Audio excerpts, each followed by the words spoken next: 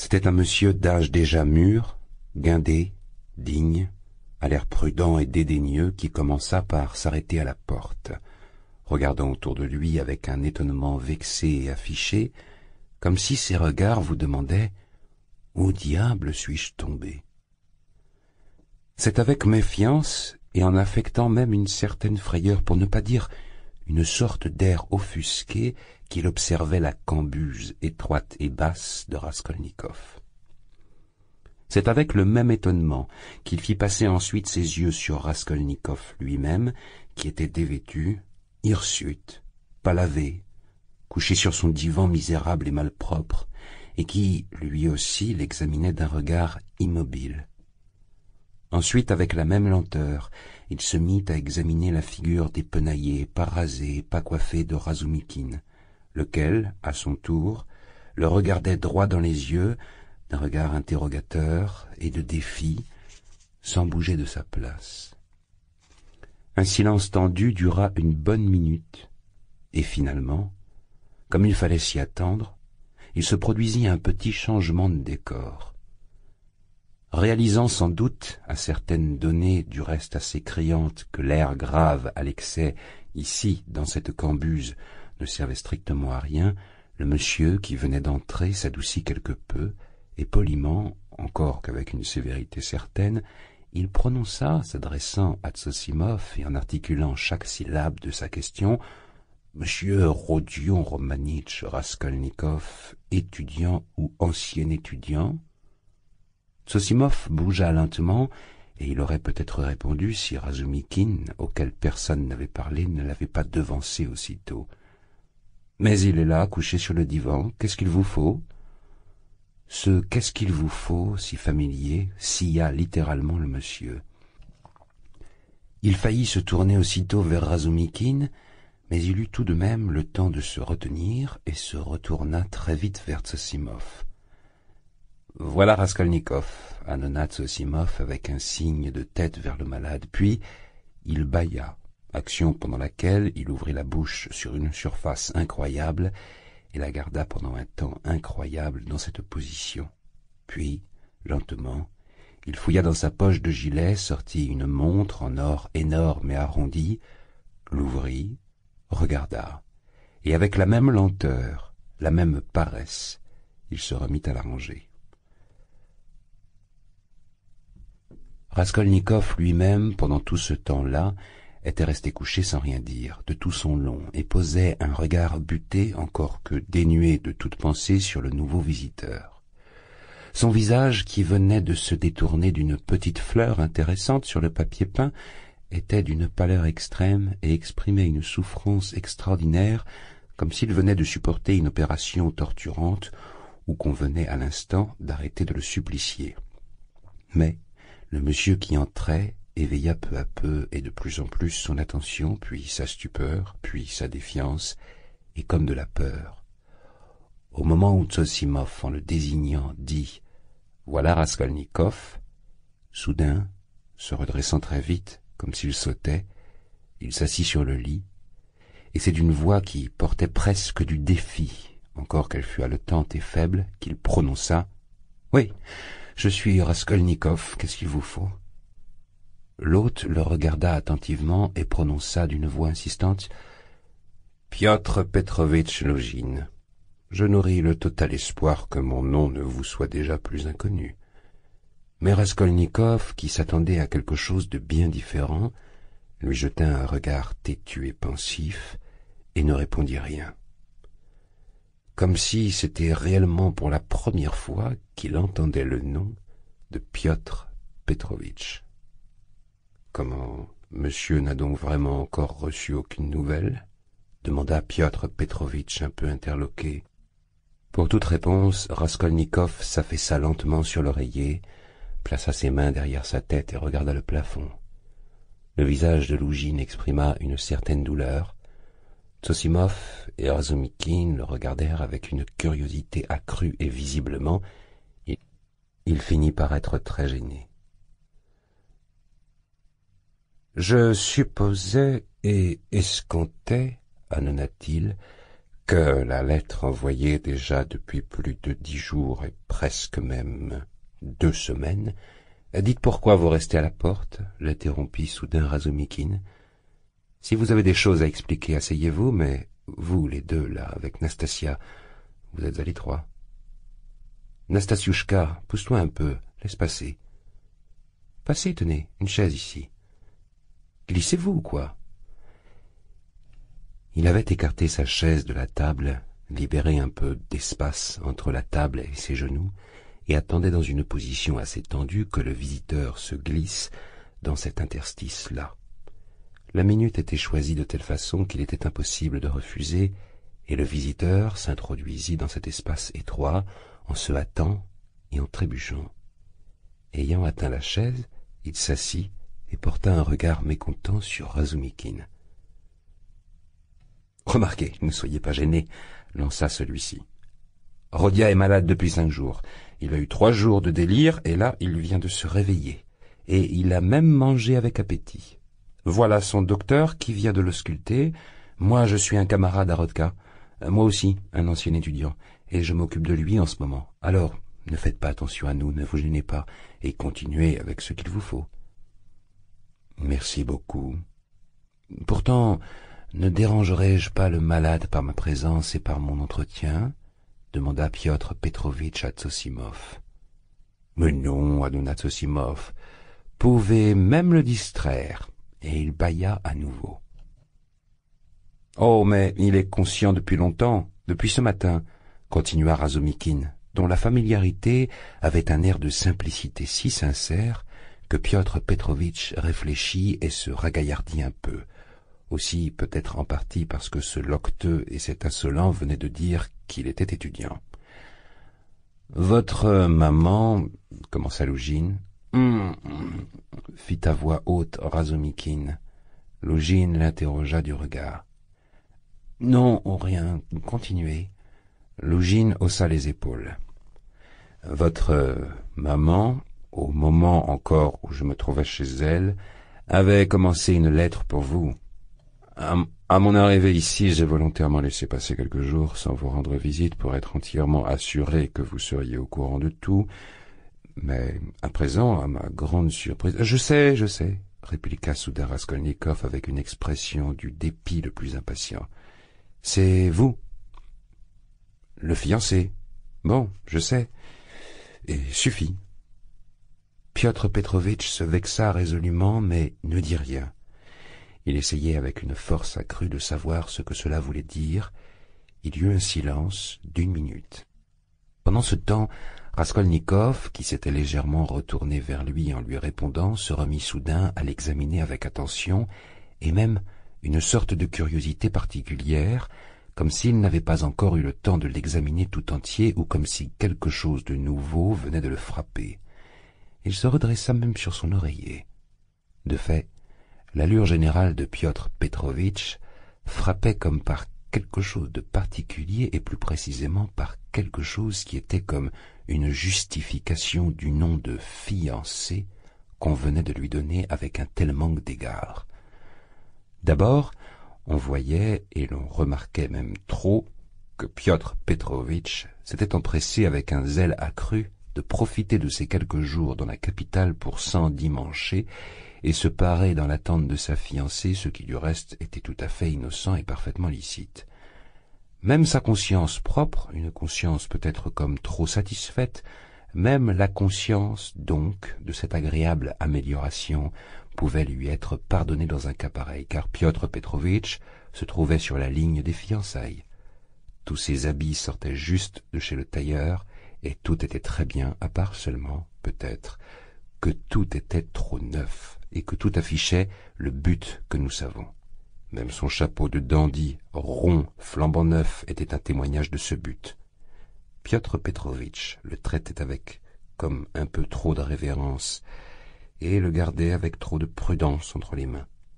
Même la charmante paire de gants, des gants mauves, des jouvenins authentiques, témoignait de la même chose, par le seul fait déjà qu'il ne les mettait pas, ces gants, et se contentait de les garder à la main pour la parade. Quant aux habits de Piotr Petrovitch, Les couleurs claires et adolescentes y dominaient. Il portait un joli veston d'été, de teinte marron clair, des pantalons clairs et légers avec gilet en concordance, du linge fin, tout juste acheté, une petite cravate en batiste des plus légères avec des petites bandes roses, et le mieux était que cela allait même très bien avec le visage de Piotr Petrovitch. Son visage, justement, tout à fait frais et même beau, semblait plus jeune que ses 45 ans. Des favoris foncés l'ornaient agréablement des deux côtés, comme deux petits pâtés de viande hachés, et s'épaississaient avec une beauté réelle auprès de son menton luisant et finement rasé. Même ses cheveux, qui ne grisonnaient juste que de loin en loin et qui étaient coiffés et bouclés chez le coiffeur, n'offraient par cette circonstance rien de risible, ni un quelconque aspect stupide, ce qui revient toujours habituellement avec les cheveux bouclés, car cela confère à la figure une ressemblance inévitable avec celle d'un Allemand au matin de son mariage. Et si de fait il y avait dans cette figure jolie et imposante quelque chose de désagréable et de repoussant, cela tenait à d'autres raisons. Après avoir examiné sans gêne M. Lougine, Raskolnikov fit un sourire fielleux, reposa la tête sur l'oreiller et se remit à regarder le plafond. Mais M. Lougine tint ferme et semblait-il se résolut à ne pas remarquer jusqu'à un certain point ces étrangetés. « Je regrette infiniment de vous trouver dans une telle situation, » reprit-il, brisant le silence avec effort. « Si j'avais su que vous étiez souffrant, je serais passé plus tôt. Mais vous savez les soucis. De plus, j'ai une affaire tout à fait importante au Sénat pour mon métier d'avocat, et je ne parle pas de ces soucis dont vous-même vous pouvez vous douter. Les vôtres, je veux dire, votre maman et votre sœur, je les attends d'une heure à l'autre. » Raskolnikov remua un peu et voulut dire quelque chose. Son visage exprima une certaine inquiétude. Piotr Petrovitch s'arrêta une seconde, attendit, mais comme rien ne s'ensuivait, il continua. « D'une heure à l'autre, je leur ai trouvé un logement pour les tout premiers temps. »« Où ça ?» demanda faiblement Raskolnikov. « Tout près d'ici, l'immeuble de Bakalaïev. »« C'est boulevard de l'Ascension, » reprit Razumikine. « Il y a 2 étages loués en meublé, le marchand Yushine qui les loue. J'ai visité. » « Oui, n'est-ce pas, démeublé. C'est un trou répugnant, c'est sale, ça pue, et puis c'est un endroit douteux, il y a des trucs qui sont déjà arrivés, et Dieu sait qui peut habiter là-dedans. Moi-même j'y suis passé, c'était pour des scandales. C'est bon marché, n'empêche. Bien sûr, je n'ai pas pu réunir autant d'informations, puisque je suis moi-même un homme nouveau ici, répliqua Piotr Petrovitch sur un ton chatouilleux, mais du reste, 2 petites pièces, tout ce qu'il y a de propre, et comme c'est pour le délai le plus bref, j'ai déjà trouvé l'appartement définitif. Je veux dire, notre futur appartement, fit-il, se tournant vers Raskolnikov. Et à l'heure actuelle, il est en travaux, et en attendant, je végète moi-même dans les meublés, à 2 pas d'ici, chez Madame Liebwesel, dans l'appartement d'un jeune ami à moi, Andrei Semyonovitch Lebetiatnikov. C'est lui qui m'a indiqué cet immeuble de Bakalaïev. Lebetiatnikov, prononça lentement Raskolnikov comme s'il essayait de se souvenir de quelque chose. Oui, Andrei Semyonitch Lebetiatnikov, qui travaille au ministère. Vous daignez connaître? Oui, non, répondit Raskolnikov. Pardonnez-moi, j'avais cru le comprendre à votre question. J'ai été son tuteur dans le temps, un jeune homme charmant, et qui se tient au courant des... Moi, je suis toujours heureux de fréquenter la jeunesse. C'est d'elle qu'on apprend tout ce qui est nouveau. Piotr Petrovitch regarda l'assistance avec espoir. « De quel point de vue ?» demanda Razumikine. « Du point de vue le plus sérieux, pour ainsi dire. Pour le fond même de la chose, » reprit Piotr Petrovitch, comme réjoui de la question. « Moi, voyez-vous, cela fait déjà 10 ans que je n'avais pas visité Pétersbourg. Toutes ces nouveautés qui sont les nôtres, les réformes, les idées, tout cela, cela nous a touchés, nous aussi en province. Mais pour y voir plus clair et pour voir tout, il faut se trouver à Pétersbourg, n'est-ce pas?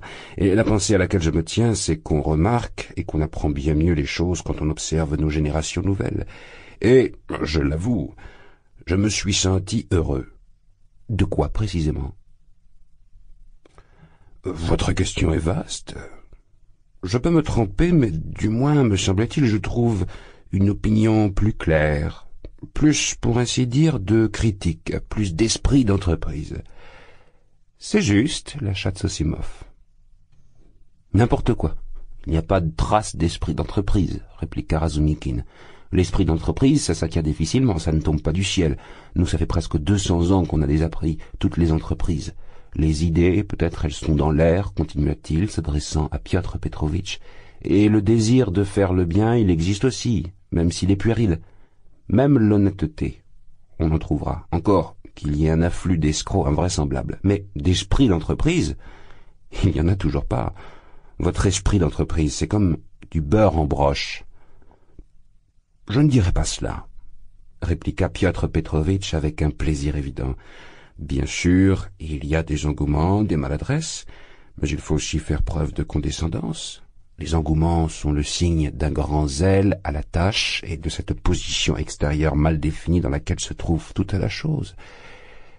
Et puis, si peu de choses ont été faites, c'est qu'il y a encore eu peu de temps.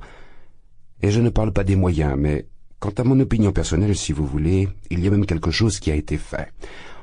On a répandu des idées nouvelles et utiles, on a répandu certaines œuvres nouvelles et utiles à la place des précédentes, qui étaient rêveuses et romantiques.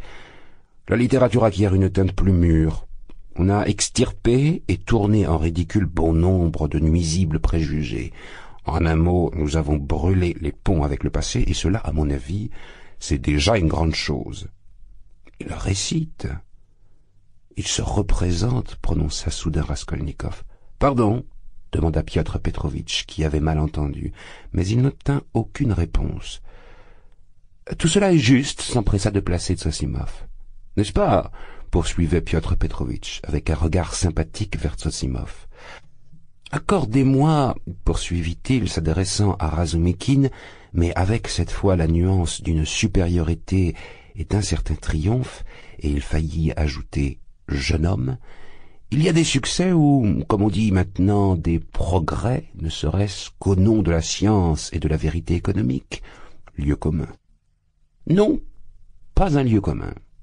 Si par exemple on me disait jusqu'à présent « aime ton prochain » et que, moi, je l'aimais, qu'est-ce que cela donnait? Poursuivait Piotr Petrovitch. Avec peut-être une hâte superflue, cela donnait que je déchirais mon manteau en deux. Je partageais avec mon prochain. Et nous restions tous les deux à moitié nus, comme le dit le proverbe russe, à courir de lièvres à la fois, on n'en attrape aucun. La science, elle, nous dit « aime-toi d'abord toi-même, avant les autres, car tout au monde est basé sur l'intérêt individuel. Si tu t'aimes toi-même, tu arrangeras tes affaires comme il faut et ton manteau restera intact. Quant à la vérité économique, elle ajoute que plus la société compte d'affaires individuelles bien arrangées et pour ainsi dire de manteaux intacts, plus ses bases sont solides et mieux s'établiront les affaires communes. Ainsi donc, en acquérant uniquement et exclusivement pour soi, par là même, j'acquiers pour ainsi dire pour tout le monde, et je fais en sorte que mon prochain reçoive un peu plus qu'un manteau déchiré, et cela non plus par la charité d'un particulier, d'un individu, mais suite au succès général. Une idée simple, mais qui, par malheur, ne nous était pas venue pendant trop longtemps, repoussée qu'elle était par notre exaltation et notre inclination au rêve. Et pourtant, pourrait-on croire, il suffirait de peu d'esprit pour la comprendre. « Pardon, moi aussi je manque d'esprit, » l'interrompit violemment Razumikine, « et donc, brisons-la. Moi, j'avais commencé pour dire quelque chose parce que sinon tout ce bavardage sur le moi, tous ces lieux communs incessants, interminables, est toujours la même chose.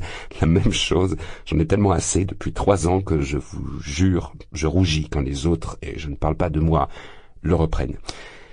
Bien sûr, vous vous êtes empressé de vous présenter dans toutes vos connaissances, c'est une chose très pardonnable, et je ne condamne pas. Je voulais juste savoir maintenant qui vous êtes, parce que voyez-vous, ces derniers temps, il y a tellement de marchands qui se sont agglutinés autour de la cause commune et ils ont tellement déformé tout ce à quoi ils ont touché dans leur intérêt propre que, réellement, ils ont sali toute l'affaire. Bon, et ça suffit. Monsieur, commença Monsieur Lougine, choqué avec une dignité extrême, ne voudriez-vous pas, avec un tel manque de manières, expliquer que, moi aussi, Oh, voyons, Est-ce que je pouvais... Bon, mais... Vraiment, ça suffit, coupa Razumikin. Et il se tourna violemment vers Zosimov pour reprendre la conversation interrompue. Piotr Petrovitch eut assez d'esprit pour croire tout de suite à l'explication fournie. Il décida du reste de partir d'ici 2 minutes. « J'espère que nos relations, qui n'en sont à présent qu'au début, fit-il, s'adressant à Raskolnikov, après votre guérison et vu les circonstances que vous savez, se renforceront davantage. Je vous souhaite surtout une bonne santé. » Raskolnikov ne tourna même pas la tête. Piotr Petrovitch commença à se lever de sa chaise. « C'est un emprunteur, à coup sûr, qui a tué, » dit affirmativement Zosimov. « Oui, à coup sûr, un emprunteur, » approuva Razumikin. « Porfiry ne me livre pas sa pensée, mais il interroge tout de même les emprunteurs. »« Il interroge des emprunteurs » demanda d'une voix forte Raskolnikov.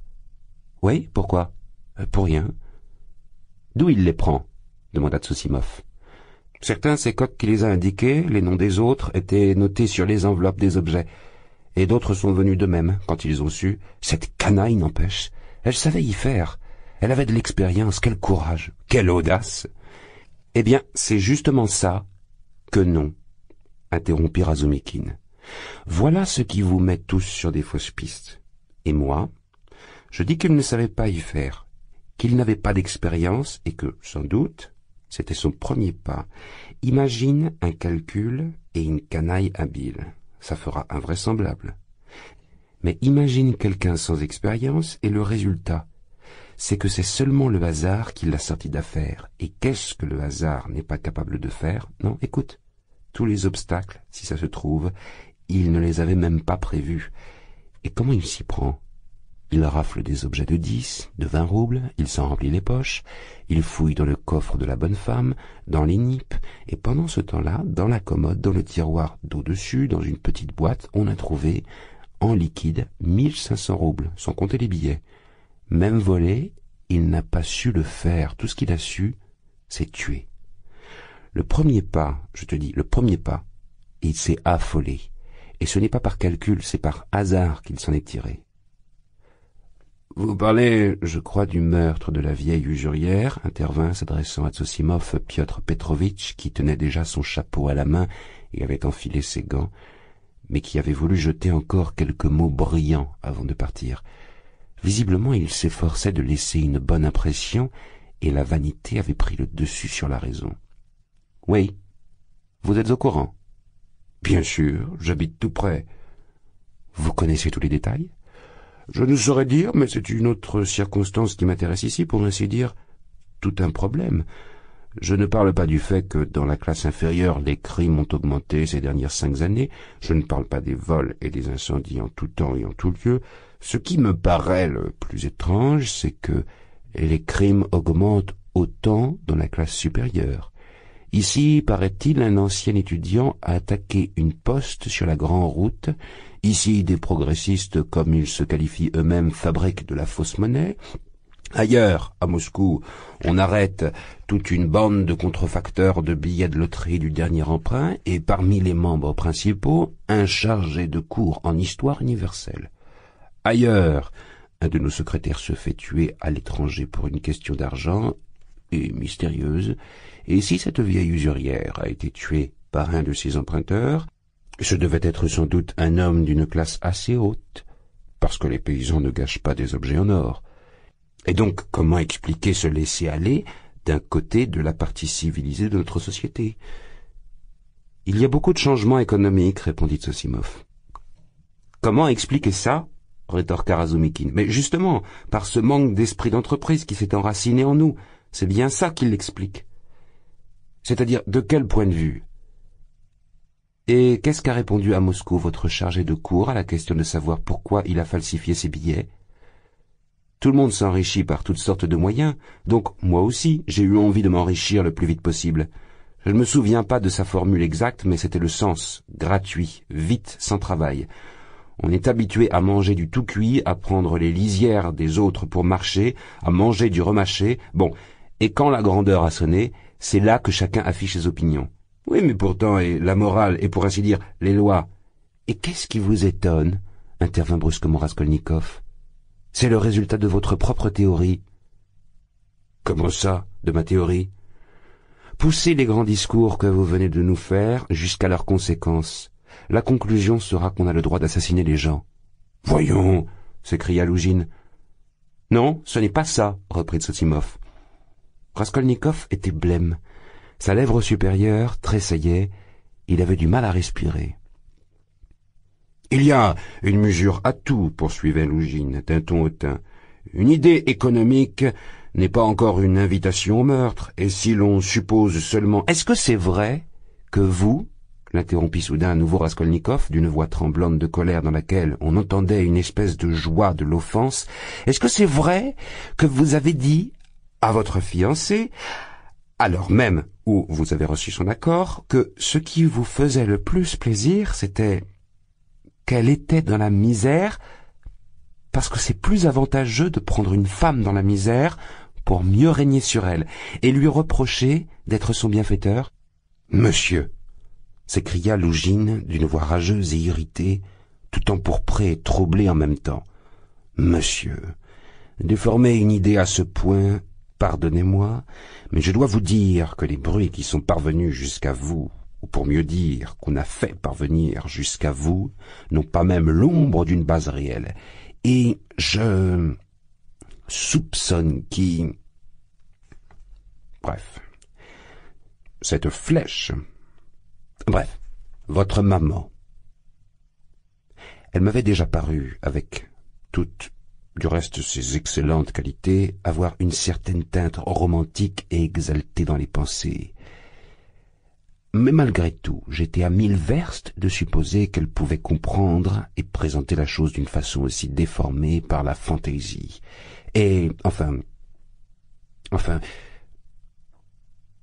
vous savez quoi? S'écria Raskolnikov, qui s'était redressé sur l'oreiller et le regardait droit dans les yeux d'un regard perçant et étincelant. Vous savez quoi? Je vous écoute. Lougine était arrêté et attendait d'un air de défi offensé. Il y eut un silence de quelques secondes. Que si, rien qu'une seule fois, vous osez mentionner, rien que par un seul mot, ma mère, je vous envoie valdinguer du haut de l'escalier. Qu'est-ce qui t'arrive? Cria Razumikhin. Ah, c'est donc ça? Lougine blêmit et se mordit la lèvre. Monsieur, écoutez-moi, commença-t-il d'une voix posée et se retenant de toutes ses forces, mais en haletant quand même. Tout de suite, dès mon premier pas, j'avais deviné votre inimitié, mais je restais à dessein pour en savoir plus. Je pourrais pardonner beaucoup de choses à un malade et un parent, mais à présent, à vous, jamais. Je ne suis pas malade, s'écria Raskolnikov. À plus forte raison. Fichez le camp au diable! Mais Lougine sortait déjà de lui-même, sans avoir achevé son discours, en se glissant à nouveau entre la table et la chaise, sans regarder personne, et sans même un signe de tête vers Zossimov, qui, lui en faisait depuis longtemps. Lougine sortit, en remontant par prudence son chapeau au niveau de son épaule, quand, la tête courbée, il passa par la porte. Et même dans cette courbure du dos, on pouvait lire qu'il emportait avec lui une offense monstrueuse. Mais a-t-on idée? A-t-on idée? Comme ça? Demandait Razumikhin interloqué. Laissez-moi tous! Cria Raskolnikov dans un état second. Mais laissez-moi tous, enfin, bourreau! Ne me faites pas peur!